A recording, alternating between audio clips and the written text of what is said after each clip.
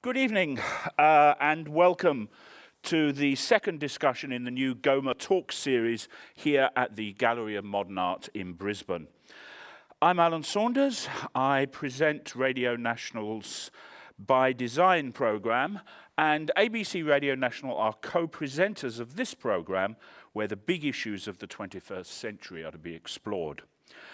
GoMA Talks is held in conjunction with the current exhibition here at the gallery, 21st Century Art in the First Decade. I'll be your host tonight, and we're going to be discussing the idea of place in the 21st century with some special guests. And we're going to be wondering what makes a 21st century city, and are there any boundaries? GoMA Talks is live webcast via 21cblog.com. And don't forget that if you're online, you can tweet us your questions, comment on feedback during the show to #GoMaTalks, one word. And we'll endeavour to include it in our discussion. So please join me now in welcoming our panel.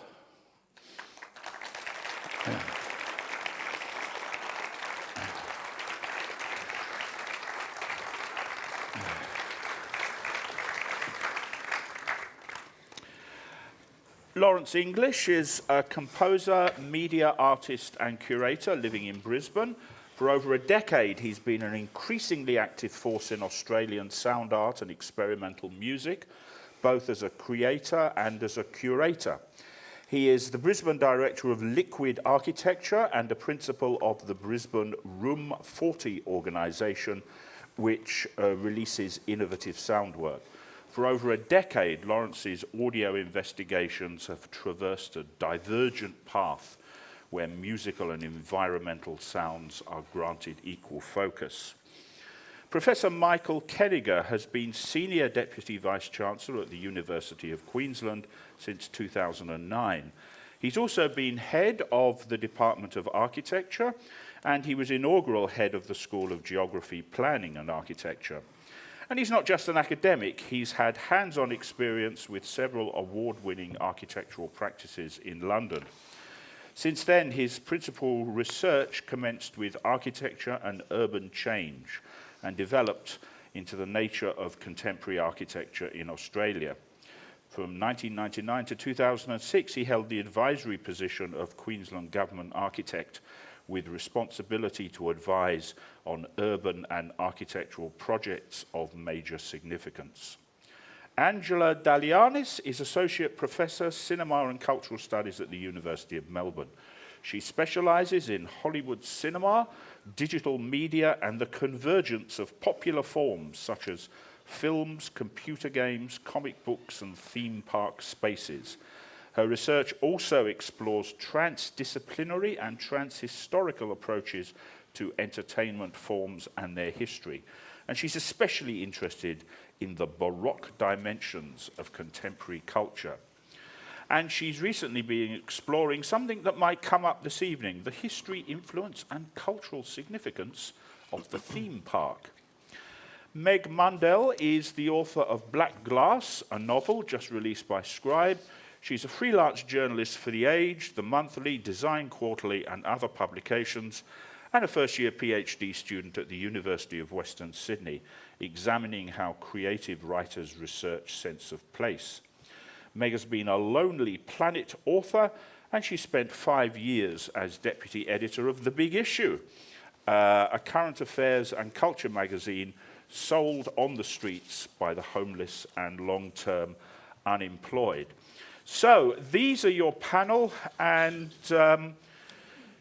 what are the questions? Well, the question is, what makes a 21st century city? Now, this is quite an urgent question. It's estimated that in the year 1800, only 3% of the world's population lived in urban areas. 150 years later, that percentage had risen to 30. And 3 years ago, the human race was evenly split between rural and urban areas. It's estimated that by 2050, 70% of the world's population will be urban. And of course, we're not necessarily talking about relatively compact, nice cities like Brisbane. We're also talking about mega cities like Bombay, Calcutta, Shanghai, and Mexico City. So we're living in the great urban century. But do we know what a city really is and how it works? Even relatively planned places like Dubai, or to name a couple of older examples, Canberra and Brasilia, are to some extent the work of brilliant sleepwalkers. Cities are such complex mechanisms that not even the greatest architectural or planning genius can exactly figure out how a city works, especially if we're talking about a big city.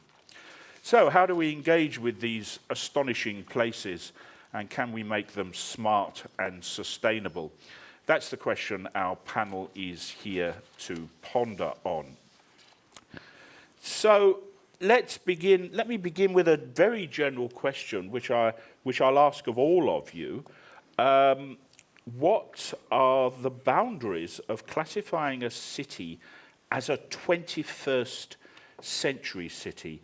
Is it technology, sustainability, connectivity, or something else? Meg, what do you think? I think we're probably having an aspirational conversation rather than one where we're actually defining it yet, because we're only 10 years in. So hopefully we can sort of talk about how we'd like that to develop. I think connectivity is a big one. That's one that really interests me, with cities being part of a global community and a global ecosystem. And one thing that I would like to see happen is that cities don't become often their own little bubble, so to speak, only connected with other cities and disconnected from urban and regional areas and the people who live in those areas. So for me, connectivity is quite important. Michael, what do you think makes a 21st century city? I actually agree with Meg that firstly, it has to be in the 21st century, but I think more than that, it has to be thoughtful about the 22nd century. And when you look around the world, the fundamental issue facing all cities is the issue of growth. And it's the phenomena that you mapped out at the beginning, is people are being attracted to cities if for nothing else than the economy that an urban setting brings. So that with growth comes enormous strains, and we're feeling that in each of the Australian cities. We're certainly finding it in this city, where growth overwhelms other responsibilities, such as the responsibilities to the nature place we create for the future and for our children and grandchildren and so on. So I think that a 21st century city should be sufficiently informed, its people should be sufficiently informed about the way cities come about, in order to drive the best understanding of what the future could be like and to contribute to that future. Angela? I agree with both Meg and Michael on this one, but rather than thinking about what it might be, perhaps I'll add to this is what it currently shaping out to be. And I think one of the key things that's happening has to do with connectivity, but connectivity through technology.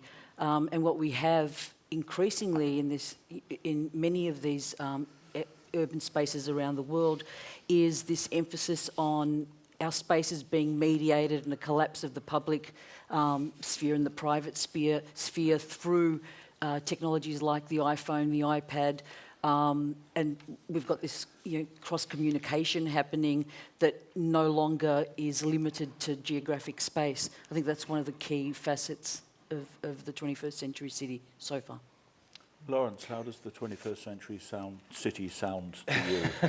Good question.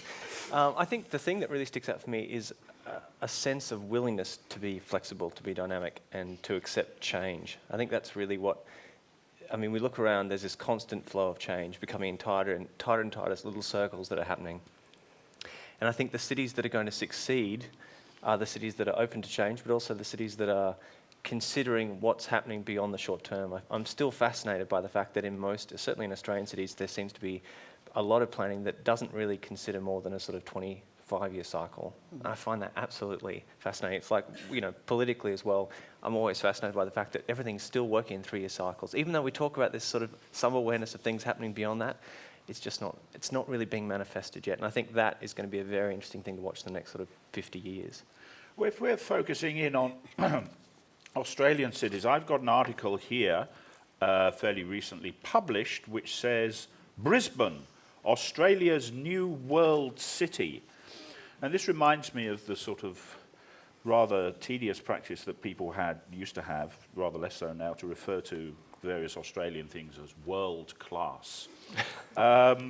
Michael, do you think we're still looking to international cities as models? Are we trying to live up to foreign exemplars? Oh, it's a good question, and I agree with you. It's slightly unfortunate the reference that you draw upon.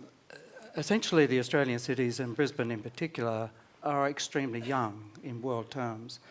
And they're a bit like, I've always thought of them as being like teenagers. You know, they try a bit of this and that, and they're a bit gawky and they're a bit spotty and very confident, very brash, and they'd like to be doing things. And often what they try and do is much more than they actually have the capacity to do at the moment. So in a way, there's a kind of belief and a trust in the future. And I think that the comparison, I think people actually are starting to veer away from comparing with other cities because they actually understand other cities more than they used to. And that they've travelled more, and many more of the people coming forward when you're having a conversation about shape or form or the nature of place, whatever, are quite relaxed about listening to an overseas example, but then we'll say, well, actually, that doesn't make sense in our context, or it doesn't. How will that relate to the subtropical climate, or how can we actually occupy that with the buildings that we've actually got? How do we use the stock? So I think that there is less need to draw on an international reference. I think it was John Betjeman who said that Brisbane was the Madrid of the South. He said that in about 1940 when he travelled through, and it possibly was there, and it's hard to conceive of it now. But and it's almost an unhelpful parallel that's been drawn. For some reason, when Michael mentions the adolescent quality of Australian cities, I think of something that's of interest to you, Angela, but it doesn't have to be adolescent. I just think of adolescents showing off in public. What about the allure of the spectacle or the spectacular? I think spectacle definitely is dominating in sort of big cities around the world. And I think this is just related to the previous question. I think Australia definitely takes elements of things that are happening in you know, over the top places like Las Vegas, places like Times Square, where you have this sort of growth of these new urban destination places that offer multiple experiences. And I think the word spectacle is a bit deceptive because I think it's more about sensory immersion, and many of these places actually try to engage as many of the senses as possible to draw you in. Would you, as a man interested in sensual immersion, would you go along with that? I think it's even more than immersion. It's a kind of baffling thing that happens where people are brought into these spaces and bombarded. And it even happens in very simple ways. For us, when we go shopping, I don't know how many of you guys have been recently shopping at, I don't know, some kind of probably 16 to 21-year-old females like clothing store. The sort of power of the hard techno that happens when you're in there, and the compulsion to buy, and the kind of confusion as you sort of think, like, where's that sound coming from? Who is this? That's very bright. That's too short. That kind of thing happens. It is like this sort of bombardment that in some ways actually, I think, neutralises the possible experiences that happen, but it does allow for the space in some ways to control those that enter it. You know, rather than us having this experience in the space, it's sort of as if the space is saying to us, well, actually, this is the experience you should have while you're here. So it kind of limits the possibilities, I think, in some way, or at least reduces, unless you're very aware of these things, what might be possible in those spaces. I think you're right. One of the lead architects in this kind of design is John Jerd, who's designed Universal City Walk, a number of the casinos in Vegas and various sort of retail destinations in Japan and in Australia as well. And he thinks of these spaces as being operating like films, and he calls them scripted spaces. Yeah, you give them a script, absolutely. Yeah. And so the consumer that enters these space is like an actor who, you know, unravels their experiential kind of narrative as they move through the space, And whether it is it's to go shopping, it's go to commercially movies. driven thing. Yeah. that's why people are going to these that's what places. Well, Yeah. that's very interesting. I once gave a talk on urban matters in which I said that you can actually think of yourself as the point of view of a camera, and as you walk through the city, and it's the world's greatest tracking shot because everybody is perfectly choreographed, nobody bumps into you and so on. And some people thought I was mad, but I had a guy from Westfield there who designed Westfield shopping centres, and he said, well, actually, we do that when we're thinking of the design of shopping centres. But it's shopping even malls. more explicit than that. A lot of the architectural firms are hiring special effects teams in their companies to produce a lot of the spectacular, you know, exploding pyres at the Crown Casino in Melbourne, and you know, various kind of spectacles in Vegas and even in Brisbane. Well, I wonder if it is a film set and we are actors on it, who's writing the script? Because to me, it seems like we're written into the role of consumer in a lot of those spaces. And Almost all of them, in fact. almost all of them, because that's where the funding's coming from to shape these spaces and to shape our behaviour in particular ways. So I find that a bit of a worry because we are not just consumers, obviously. Some of us don't have a lot of money, and we're also lots of other different roles as well. So that concerns me a little. But it also is not the way that people actually live in cities. So it's almost as if you've given your city over to somebody else to play with. And the spectacle, the thrill, can only last for so long. At the end of the day, you've actually got to go and meet somebody, you've got to find your children, you've got to get your grandmother into a particular place and all that. And cities have a kind of an order which is to do with the way in which you need to use things. And I was just coming back to finding a way to get back to your initial point there, Lawrence, about change. Cities all change. They change all the time. But there also has to be places of certainty. You know what I mean? There are points of reference where you know, it's like there's a kind of mapping of your place, and there are some things where you can tolerate, such as the inside of Mars or the inside of David Jones or somewhere, where a bit more thrill or a bit more cacophony and a bit more kind of colour and action is okay. This is actually, I think, one of the big issues of our time. And I've discussed this on my show with somebody who was an advocate of the new megacity. The thing about megacities is, as they grow outwards, they swallow up a lot of farming land. And I said, well, the success of the megacity is absolutely dependent upon an increasing efficiency in agriculture. You're going to have to feed more people on a smaller quantity of land. We've had another... we've had a tweet here that said Brisbane is the Madrid of the South. Someone hasn't been to Madrid. That was my point.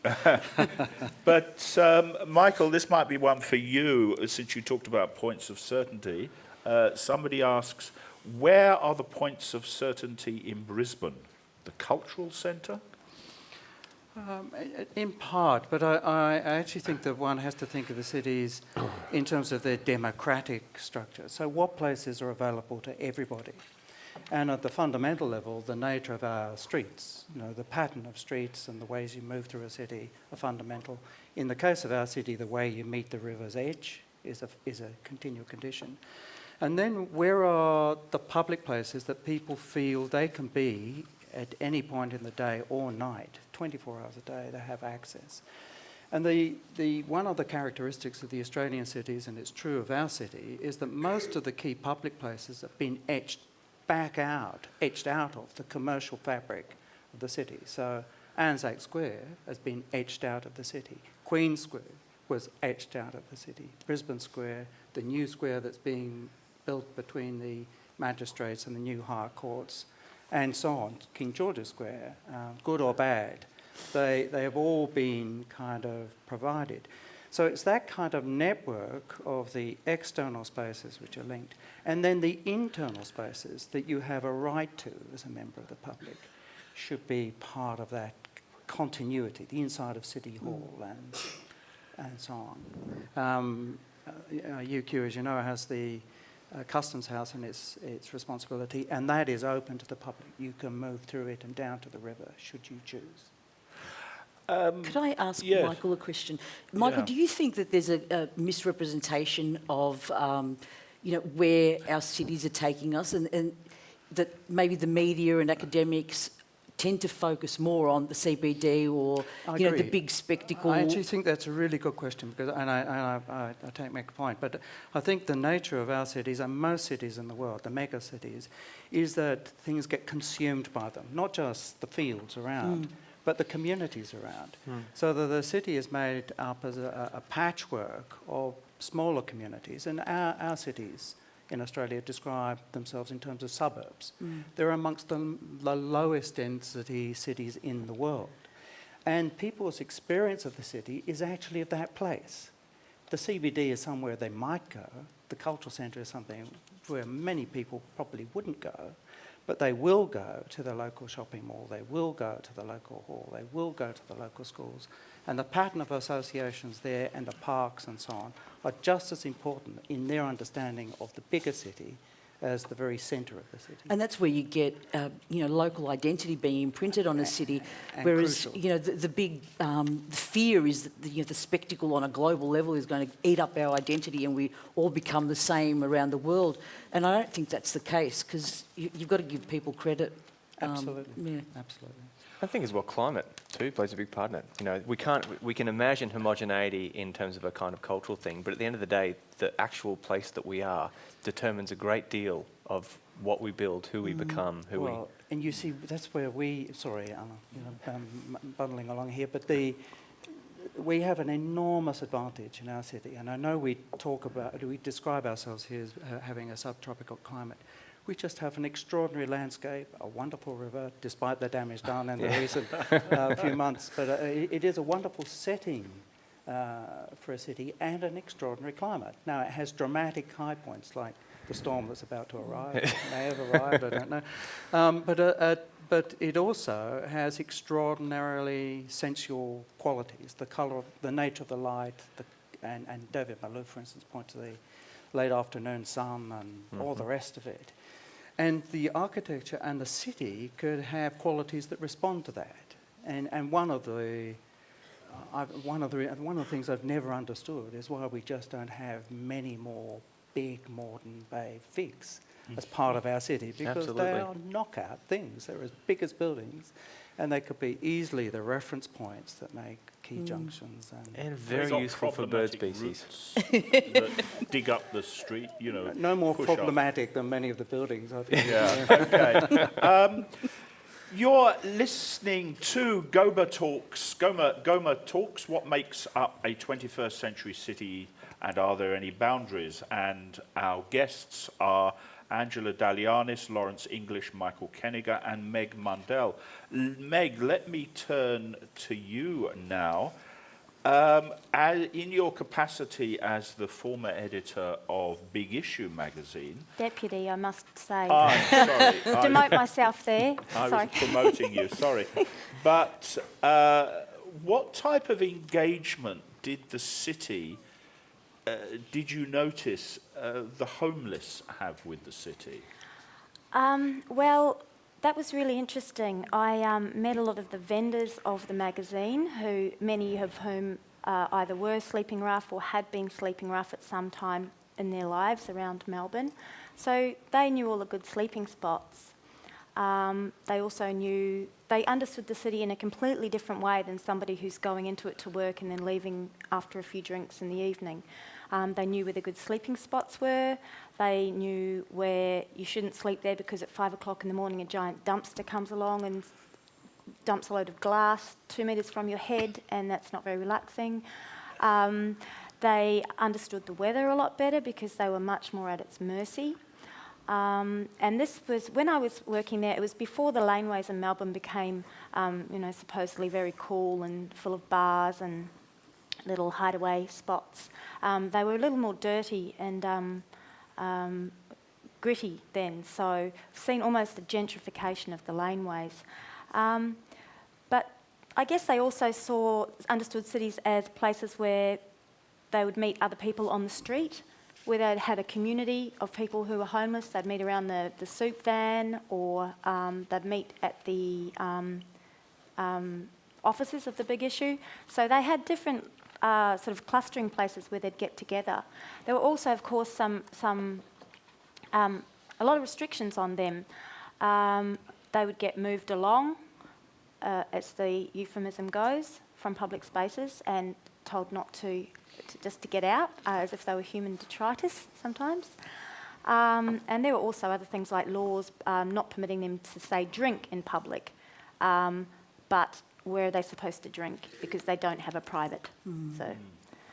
So I love the laneways in Melbourne as they are now, but you're saying essentially that in order to produce the laneways I love, the homeless had to be moved on, as it were. Oh, well, not so much completely. I think the process of gentrification of the laneways has been a separate thing. But, I mean, people shouldn't be having to sleep in laneways anyway. I mean, the bigger problem there is that we have a massive lack of affordable housing, lack of public housing, lack of crisis accommodation. So people ending up in laneways is only the tip of the iceberg there. So you don't need to feel bad. It's not you. It's not my fault. No. Oh, good. Another issue is, you mentioned, Michael, that we hear a lot about this being a subtropical city, which and also Meg mentions that the homeless are more aware of the weather than the rest of us might be. But this brings me to general environmental issues.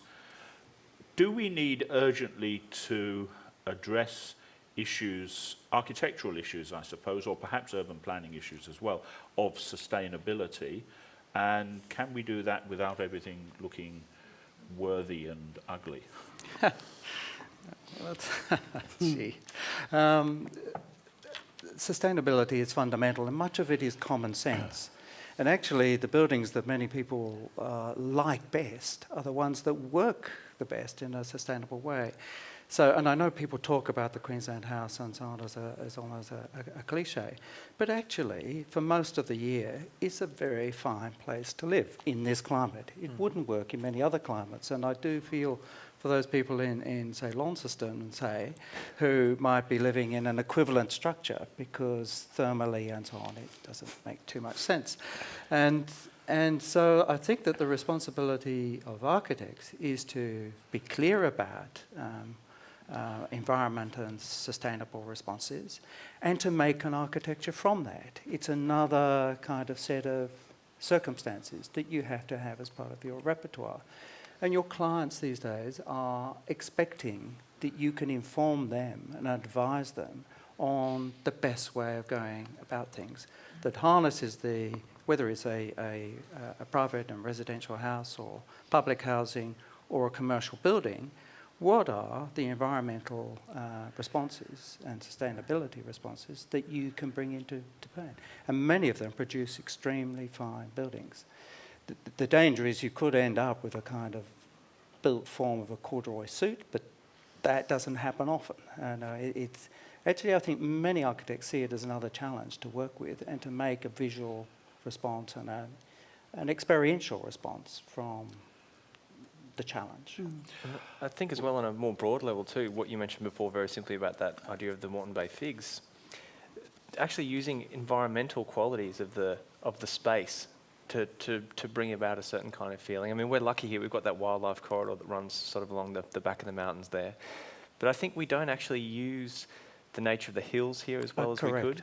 Correct. And also, you know, we have very lucky to have fantastic gardens, very large, quite large blocks by comparison to other parts of Australia. Correct. And we don't always utilise them as best that we could. And it's a very personal thing that people can do to kind of transform, one, their own space, but also if that happens on a more mass level, the whole city itself is intrinsically changed.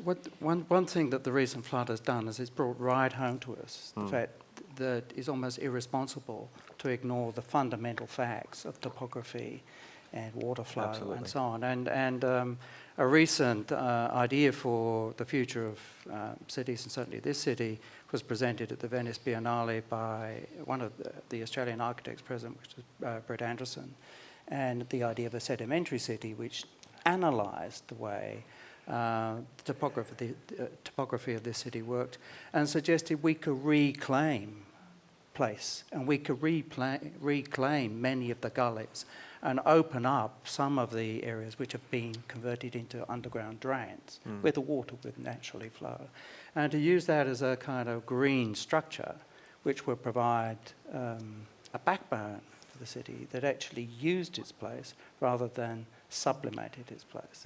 And that's just one lesson from this city. Each city has its setting. I mean, Sydney has one of the most extraordinarily beautiful settings, quite beautiful. And I think there's a fundamental responsibility that the setting should be responded and the best preserved for the future. And that's what I meant at the very beginning, is 21st century cities should be thinking about the 22nd century. Let's get back to how we experience the city. When you think of a city, you're likely to think of something visual. You know, if I say Sydney, you probably think of the Opera House. If I say Paris, you probably think of the Eiffel Tower. But Lawrence, do you think that, given our obsession with the visual, we're ignoring the potential of other senses in our experience of place? Absolutely. I couldn't believe more strongly than that. We learn through our eyes, we live through our eyes, but there are these other four senses that we can utilise. And, you know, occasionally, thank God, we do eat good food. Yes. And it tastes fantastic, and that's wonderful. Occasionally, you get to go out and stand in the sun in, you know, maybe here I always find May, the sun in the morning, stand in the sun where you're just a little bit cool. That feeling on the skin is just unbelievable. Sound is really the area that we just don't have any sense of connection with. And I mean, it's understandable, you know, for us it's the sense that we don't spend a lot of time thinking about. It's just something we take for granted, it just happens. I think innately the way that we tend to encounter the world is definitely visual, and when it comes to ears, generally it's to do with things like maybe how music makes us feel, or sometimes it's very useful if you ever want to have the idea of perception. I mean, if you ever go to a city and you close your eyes, different parts of the world, it doesn't even need to be a city, it can be anywhere in the world. If you close your eyes, you suddenly realise how much detail there is. And the thing is, actually our ears are there as filters as much as they are as listening devices. We filter out so much of our environment. And for example, if we just sit momentarily sorry for those people watching on the web, but if you sit quietly for 5 seconds, that's enough. I don't know if any of you can hear it, but there's a kind of drone sound coming from here. I think I can hear the air conditioning going. There's all this stuff going on all the time, but generally when we're communicating with each other or when we're walking around, we're singly fixated on one thing. So all that detail is eradicated to the thing that you are focused on. And I think you almost have to retrain your ears in the same way you have to retrain your eyes when you're looking at, you know, if you want to become a landscape photographer, you train your eye for the detail that you're looking for. You train that sense. And I guess there's just not a great investment in the ears yet. But that's changing. Obviously, technology-wise, we've only had the ability to record sound for 110 years. Affordable recording equipment has only existed maybe for 10 to 15 years, or widely affordable.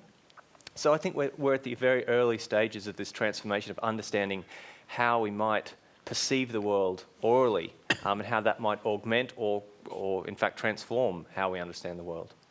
I think that's what I find so fascinating about theme parks, because theme parks engage all of the senses. Yeah. I mean, I'm just thinking about Disneyland. Every time you enter a new land, there are different sounds that accompany the visual theming, say of Frontierland, Adventureland, Tomorrowland, and the sound elements, whether it's music or sound effects or whatever, really heighten that sense of the They experience. fill in that gap. They do, and on top of that, then you've got the taste and the touch and what sense have I missed out on? The smell.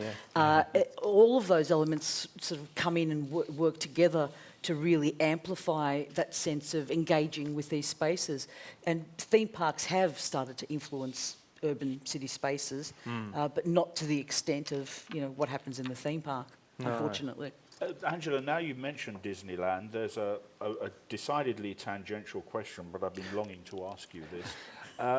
How do you relate Disneyland to the Baroque of the 17th and 18th century, which I gather you do? Mm-hmm. I do.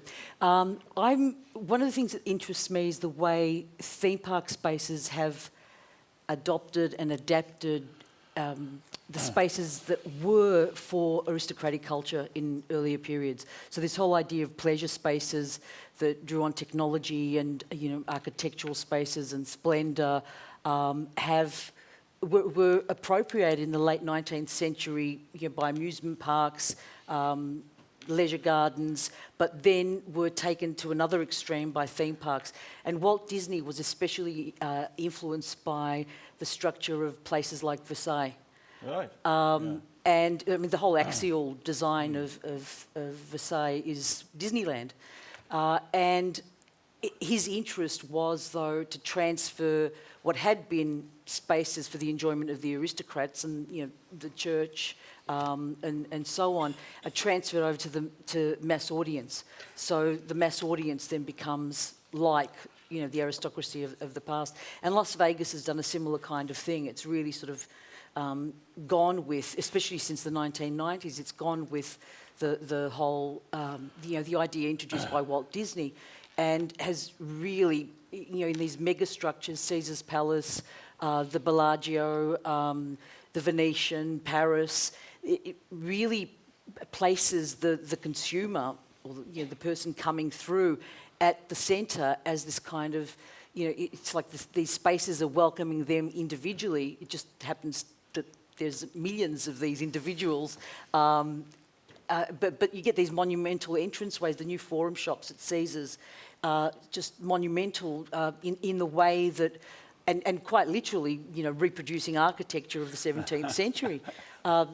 Where Queen Christina arrives in Rome, and you had the design of the Piazza del Popolo and the archway system entering the city as if it was a theatrical space. Now it's me walking into the forum shops going, oh, this is amazing. Well, Penn and Teller, the magicians who do a lot of work in Vegas, I've heard them say, well, look, why do you want to go to Europe to see the Piazza del Popolo or Versailles or any of this stuff? Because it's all really dirty. We've got it here, and it's nice and clean. We're going to go to some tweets in a minute, but now that we've sort of got on to sort of more artistic matters like creating a spectacle for people, let me just ask you, Meg, about narrative. As a novelist, what role do you think stories and storytelling play in the character and evolution of our understanding of a place? I think they play a huge role. We've all said, the places are often changing, quickly and evolving. And Michael's mentioned the need to look to the past and to the future. And I think stories are a way of enabling us to do that by passing on what's happened in that place before. I think it's very dangerous to erase history completely. I think also we tell ourselves stories in order to make sense of the world and to connect to each other and to connect to a place and to build a sense of belonging in that place. So I think they are hugely important. I think they also sometimes can actually come to shape the place itself in the public imagination or in our imaginations. Okay, let's go to the tweet. Somebody has tweeted and says, "Who said Las Vegas was clean?" Okay, I'll buy that. This is possibly, well, I'll combine the two. For you, Angela, how do Hollywood films affect the idea of a 21st century city? Are we responding to the futuristic ideas? And somebody also asks, will the LA scene in Blade Runner become a reality? And I think that's interesting because when I first saw Blade Runner, my immediate thought was, hey, I'd like to go there. I'd like to see this city. Yeah, I presume it's supposed to be hideous and dystopian, but I kind of like the look of it. Well, you can see part of it, can't you? In Osaka. That's what it's based on. Well, you can. It's still there. The wall that influenced all that neon design in Blade Runner is still there in Osaka. But Blade Runner also influenced many architects in LA. John Jerd was one of them, and the whole concept of Universal City, the Universal City Walk, was the neon lights that bind the space of the city in Blade Runner. Except in Blade Runner, it's a dystopia and projected into the future, whereas in the contemporary context, it's presented as kind of, the utopian, clean, bright LA space that's reproduced itself in numerous places around the world.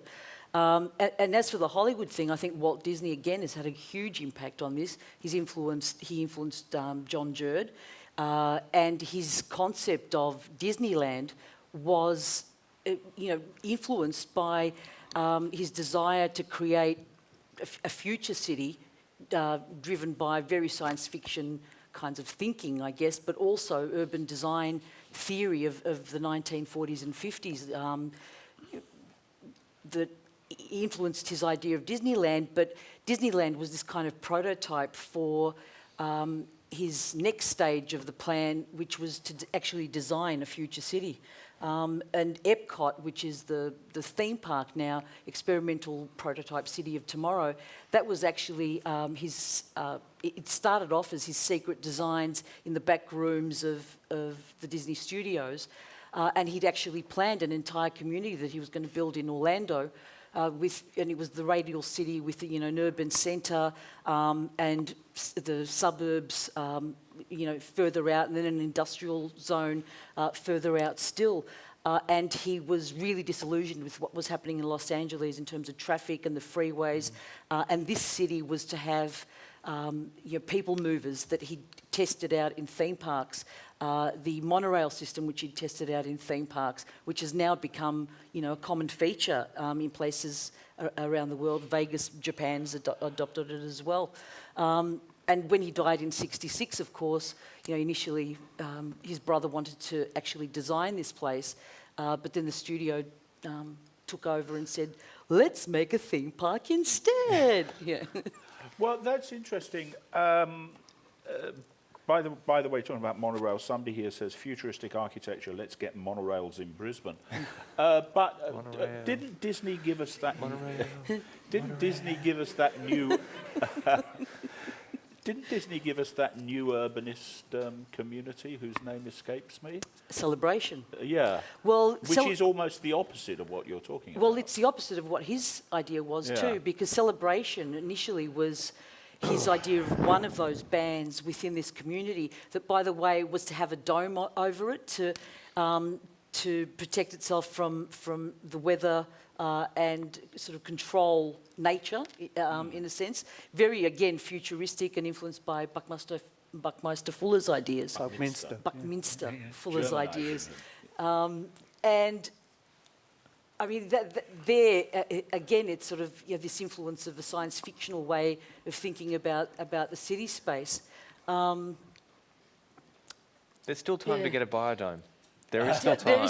There is. I think this is the century for it. I mean, yeah. Well, he was quite fascinating because Disney actually worked with NASA.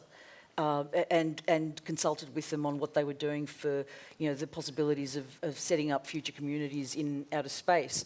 And they were talking about, how do you feed a population and how do you do all sorts of, things like fending and for sustainability, the environment. He was really interested with all these things. And again, his death didn't allow it to go on, but the corporation ended up establishing this town of celebrations that all the locals in Orlando hate, and they want to throw buckets of paint over this. It's like walking into the set of Leave It to Beaver, that place. It's literally like walking onto the set of the Truman Show.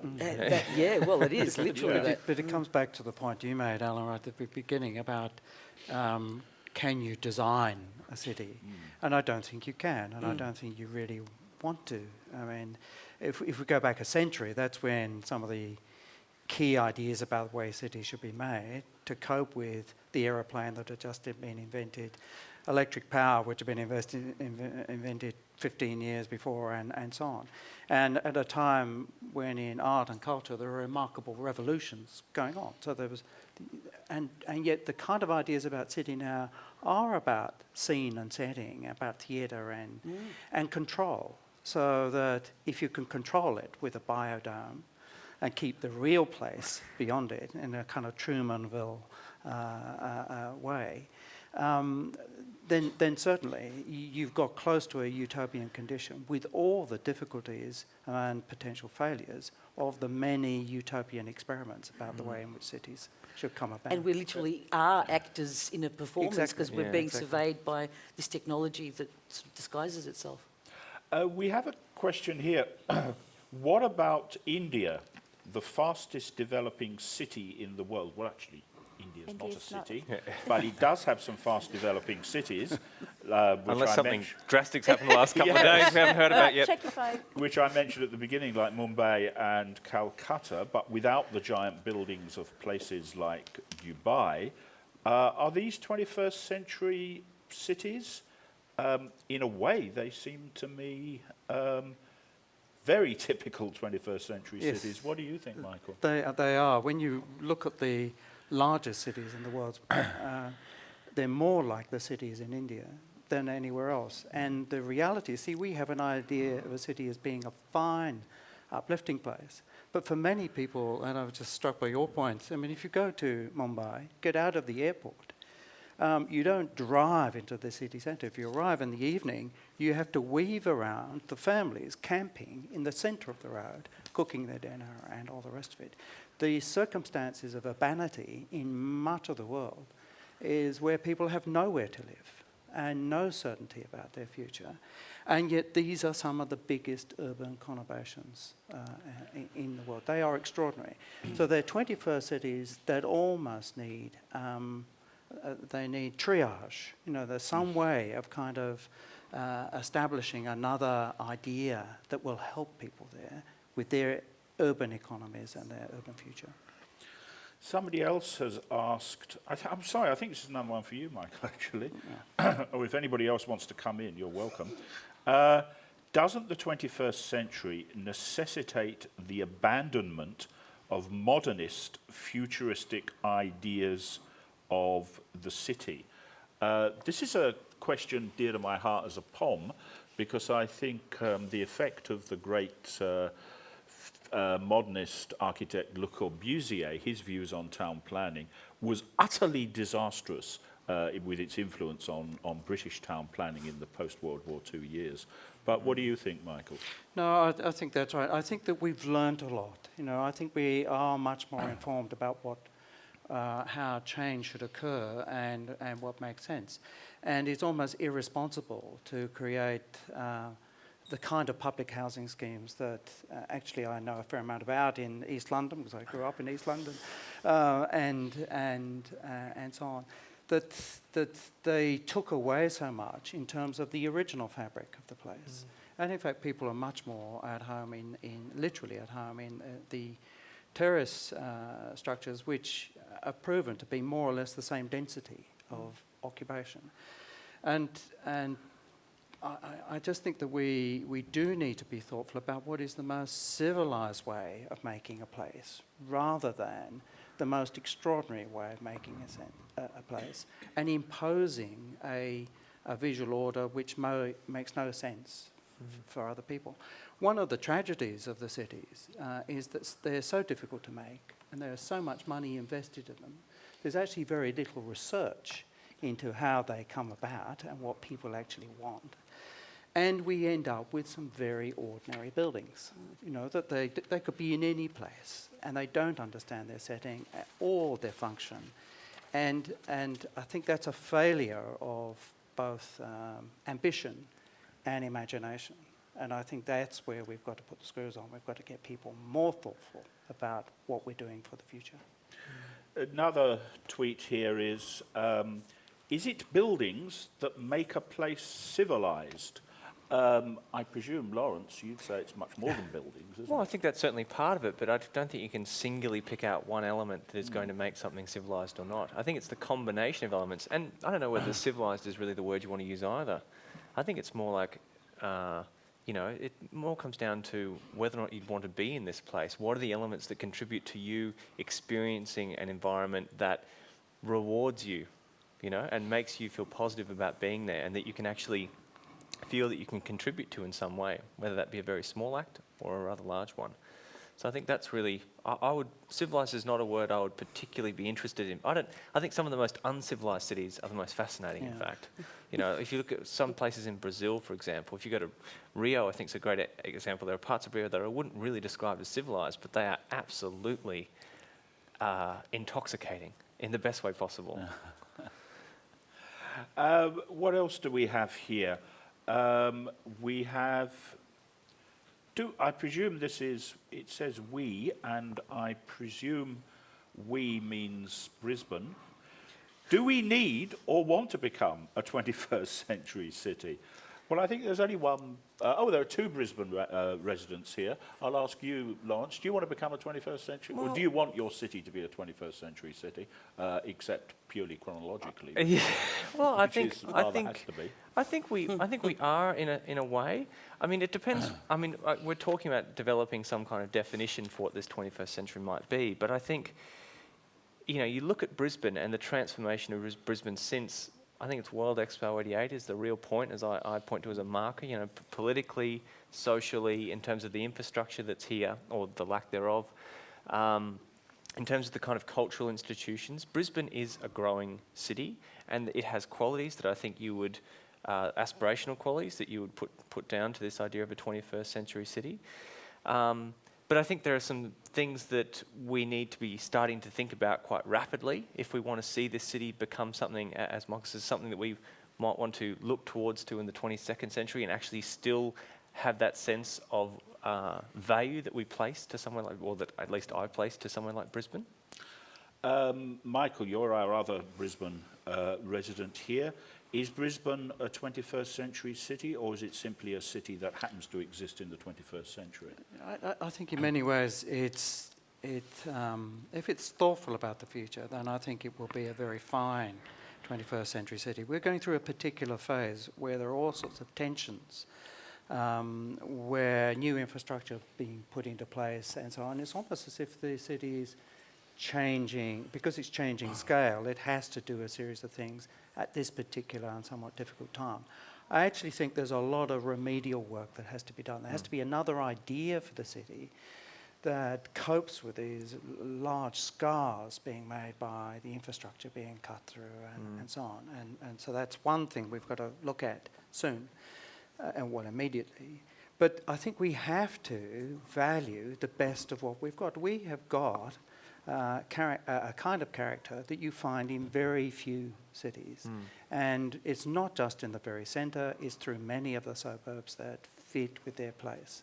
And it's that character that I think we have to harness. We can't afford to jettison, and we can't overlay it with another thing. And then for the points of intensity, the central city and the cultural precinct and so on, we can afford to do other things as well. But we cannot lose the essential character of the place. Well, I hope we've given you something to think about, because I'm not sure that we've given you any very decisive answers, but we have raised one or two interesting questions. So thank you very much for coming. If you're watching the webcast, thank you very much for watching that. Thank you also for tweeting, if you tweeted. And please join me now, even if you're at home, clap your hands. Please join me now in thanking our guests, Lawrence English, Michael Kenniger, Meg Mundell, and Angela Dalianis. Thank you. Thank you.